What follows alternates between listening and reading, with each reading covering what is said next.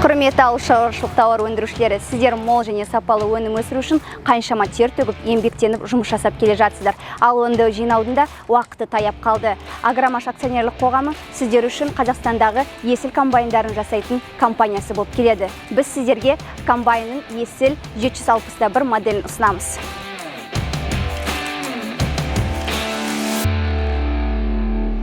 Комбайн 330 ат күші қозғалтқышпен жабдықталған, адаптерлерін кез келген түрімен жұмыс істеуге мүмкіндік беретін кері келбеу камерасы орналасқан.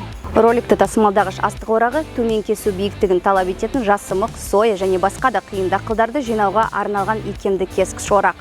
Орақтардың ені тұтынушылардың қалауы бойынша орналастыруға болады.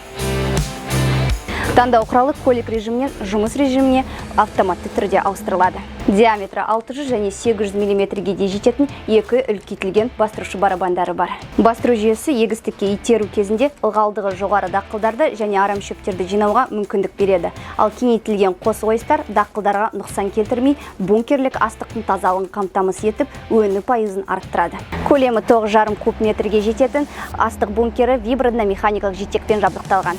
Шудан дірілден қорғалған кен қос кабина климаттық бақылаумен және тоңазытқышпен жабдықталған.